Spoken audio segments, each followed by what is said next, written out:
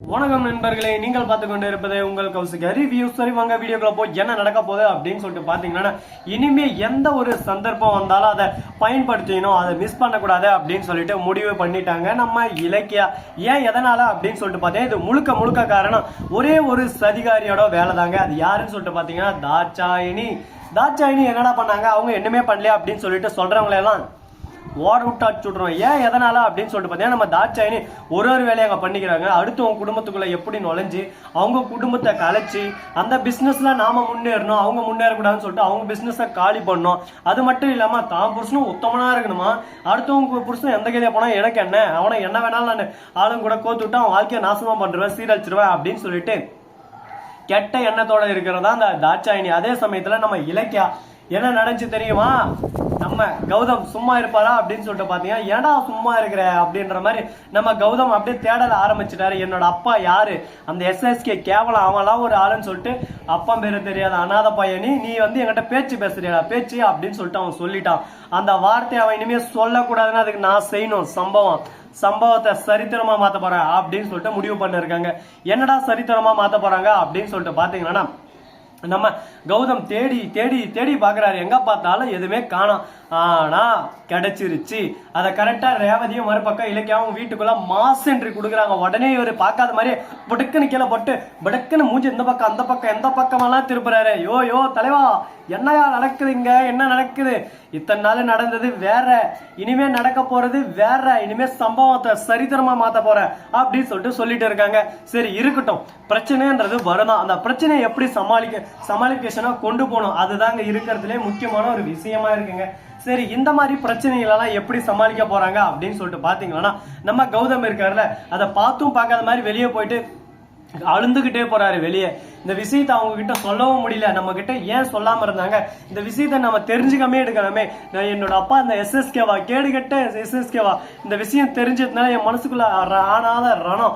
இந்த விஷயம் எனக்கு தெரிஞ்சிச்சுன்னு இலக்கியாவுக்கும் மறுபக்கம் கௌதமுக்கும் தெரிஞ்சிச்சுன்னா ஒண்ணுமே பண்ண முடியாது. கடவுளே, என்ன இது கொடுமை. அவங்க ரெண்டு பேருக்கு இந்த விஷயம் தெரிஞ்சுக்க கூடாது, எனக்கு தெரிஞ்சிச்சுன்னு சொல்லிட்டு தெரிஞ்சுன்னா அவங்க சுக்குநூறா உடஞ்சு போயிடுவாங்க. மனசு கல்லா இருக்கிறது பஞ்சா ஒரு பக்கம் பொசுங்கி போயிடும். இதுக்கப்புறம் இந்த விஷயத்த நம்ம வெளியே தெரிய விடக்கூடாது அப்படின்னு சொல்லிட்டு மௌனமே சிறந்தது அப்படின்னு சொல்லிட்டு இருக்காங்க.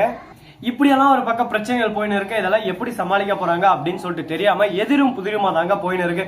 போனதெல்லாம் போயிருச்சு. நம்ம கௌதம் இந்த விஷயத்தை இனிமே வெளியே சொல்லுவாரா சொல்ல மாட்டாரா, இல்ல ஒரு மனசுக்குள்ளே வச்சுக்கிட்டு அவ்வளவு கஷ்டத்தையும் பூட்டிக்கிட்டு வெளியவும் சொல்லாம ஒரு பக்கம் மனசுக்குள்ளே கஷ்டத்தை வச்சுக்கிட்டு சடனா போயிடுவாரா அப்படின்ற நிறைய விஷயங்களை நம்ம கண்ணெதிர கொண்டு வந்து பார்க்க தாங்க போறோம், பார்த்து நாம தெரிஞ்சுக்க தான் போறோம். சரி, இந்த மாதிரி அந்த மாதிரி எல்லாம் போயாச்சு, முடிஞ்சாச்சு. இதுக்கப்புறம் அதை பத்தி பேசி ஒன்றும் நடக்க போறது இல்லை.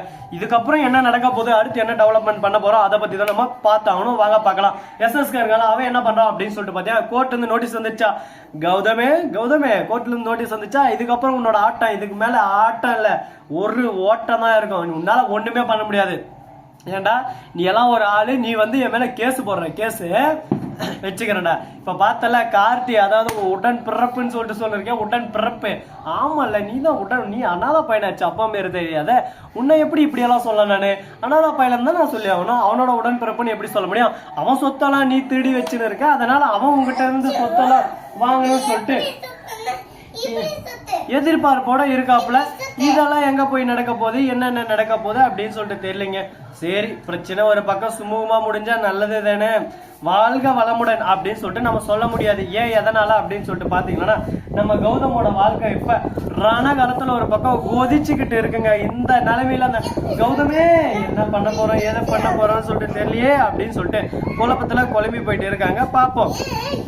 நடப்பதெல்லாம் நடந்து விட்டால் தெய்வம் இருப்பதியேனோ அப்படின்ற மாதிரிதான் ஒரு பக்கம் போயின்னு இருக்கு. சரி, முடிஞ்சு போச்சு. இதுக்கப்புறம் இதை பத்தி நம்ம பேசி ஒன்றும் நடக்க போறதில்ல. இதுக்கப்புறம் புதுசா ஃப்ரெஷ்ஷா ஆரம்பிக்க போறோம். என்னன்னு சொல்லிட்டு பாத்தீங்கன்னா, இலக்கியா இருக்காங்கல்ல, அவங்க இருந்து ரேவதி அத்தை எல்லா விஷயத்தையும் கண்டுபிடிச்சிட்டுப்பாங்களோ, எனக்கு என்னமோ பயமாக்குது அத்தை, எனக்கு என்னமோ பயமாக்குது அத்தை.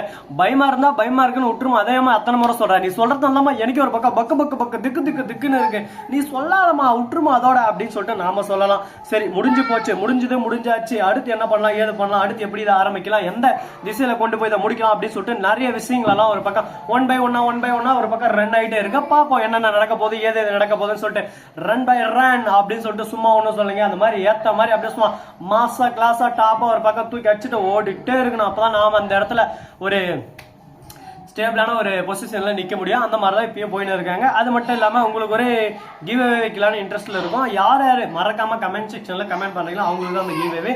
ஸோ நண்பர்களே, இந்த வீடியோ பிடிச்சிருந்தா லைக் பண்ணுங்க, கமெண்ட் பண்ணுங்க, ஷேர் பண்ணுங்க, டிம் மேல தட்டி விட்டு போங்க. அப்பதான் நான் போடுற அடுத்த வீடியோ உடனுக்குடன் ஆரம்பிக்க. நன்றி, தேங்க்ஸ் ஃபார் வாட்சிங். சரி நான் சாப்பிட்றேன்.